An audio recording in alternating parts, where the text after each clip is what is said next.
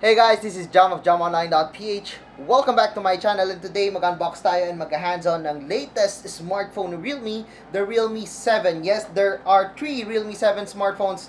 This is the mid one dun sa 7 series because we got the 7i, 7, the 7 Pro. We do not know yet the price and availability ng mga smartphones ngayon, including this one. But yeah, we got here the Realme 7. So, what can we expect from this smartphone? Of course, we got here an upgrade. We got the Helio G95 processor. It's a gaming processor. We still got here the 90Hz ultra smooth display, which is really interesting. A 30 watts dark charge. So, mabilis pa naman yung charging natin dito. Hindi siya kasing bilis ng 65 watts ni Realme 7 Pro, but this one is still fast. We got here a 5,000 mAh of battery. And of course, sabi ko nga, second generation Sony 64 megapixel quad camera. So yeah, what are we waiting for? Let's unbox and let's take a closer look at this smartphone.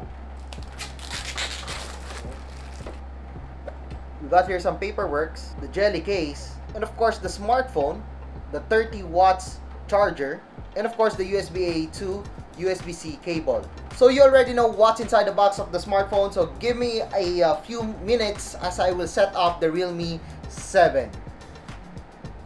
Alright guys, so you're looking at the Realme 7, and yes, that is the back of the Realme 7. So as you can see, it does look premium. You got here a mirror space design aesthetic. I love the aesthetic that we're getting in here.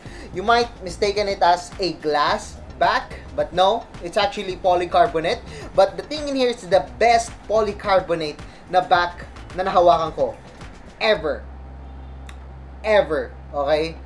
It feels like glass. It looks like glass, but it's polycarbonate. I'm actually surprised that Realme actually used polycarbonate for this one. It's really premium and it's really good. It's actually excellent that we got here this kind of back na panel, back cover dito sa Realme 7. But of course, dito side, we still got here the plastic. And of course, on the front, we got here the Gorilla Glass 3 from Corning. So yeah, that's fine with it. And I'm fine with it. But this one, yung back, polycarbonate, the best one.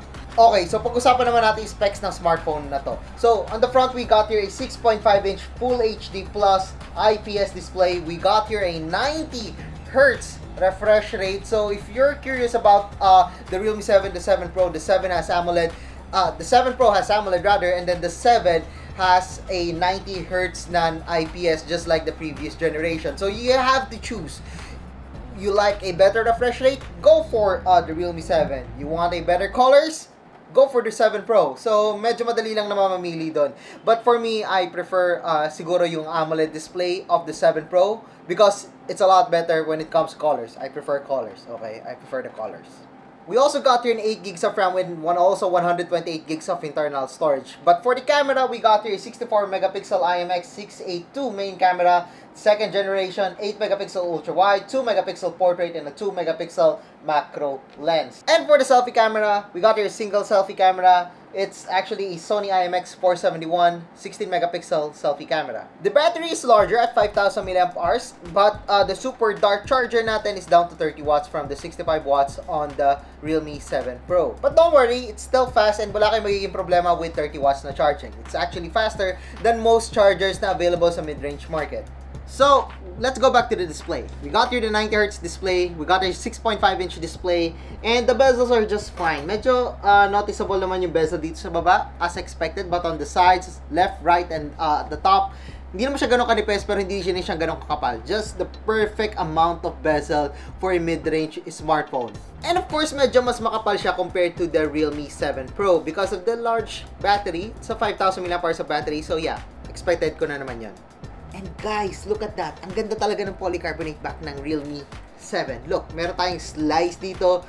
And yung reflection ng ilaw, nakikita nyo naman. Ang ganda. Sobrang ganda ng materials na ginamit nila dito. And ganda ng effect na meron tayo dito sa back cover ng Realme 7. So we're still using here a side fingerprint scanner, no in-display fingerprint scanner, but that's fine with me. So when it comes to software, it's still running on Realme UI. As you can see in here, it's smooth and the 90Hz refresh rate does help in the smooth scrolling on the smartphone. Of course, this one runs on Realme UI with version 1 and Android 10. And when it comes to the pre-installed applications, it's not that much. And I mean, we got 128 gigs of storage. Why bother? So you already know it's Realme UI, it's smooth, but how about the camera? So earlier, I mentioned to you the camera specifications of the smartphone. Yes, it's a little bit protruding at the back, but it's not that annoying. So even nakapatong siya sa flat surface, not much movement. So yeah, still fine with it. So how about checking out the Realme cameras application? So of course we got here the night mode, and it comes with a lot of filters including flamingo, cyberpunk, and a lot more. So that's a really cool feature. For video, we got here the video, and of course meron tayong ultra steady mode, and of course we can record video at up to 4K. We also got here photo mode, portrait mode, 64 megapixel mode, although I do not know anyone using the 64 megapixel mode. And of course, we got here the ultra macro, we got time-lapse, slow-mo, expert mode, panorama, and Google Lens. So yeah, you've seen the camera of the smartphone, but how about some of the shots that I took using the Realme 7?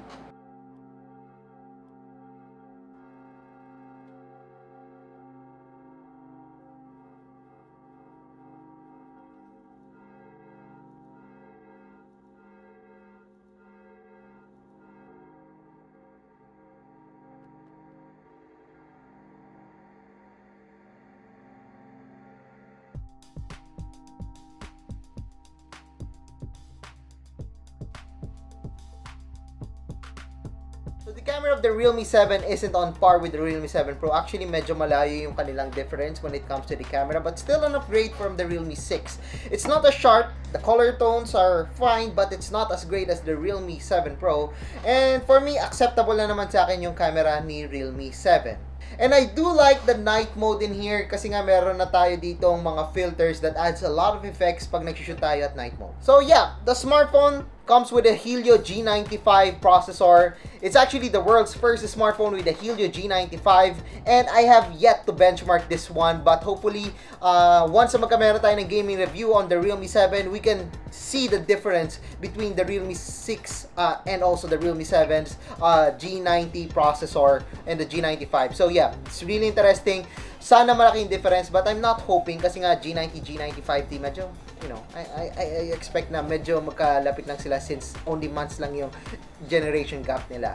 So meron din tayo ditong TUV Rainland na certification. It means that the smartphone is tested by TUV Rainland and like drops and everything. So marami silang test na nangyari dito, and it's the world's first smartphone na certified nun. So it means that if you're buying this smartphone, you already know that you're certified when it comes to toughness kasi nga may certification tayong ganun, di ba? Really interesting. So yeah, I guess that's it for our unboxing and hands-on a Realme 7. It's a really interesting smartphone, nice design, nice polycarbonate body, sobrang premium niya, my god. It's the world's first smartphone with TUV Reina certification, really interesting. G95 processor, and of course an upgraded camera. It's the second generation 64 megapixel rear camera. So yes, I guess that's it dito sa ating video. So if you like this video, don't forget to give us thumbs up, and if you haven't subscribed to my channel yet, well, now is the time to subscribe. So once again, I am jamonline.ph. Thank you for watching, and see you guys again sa susunod na video.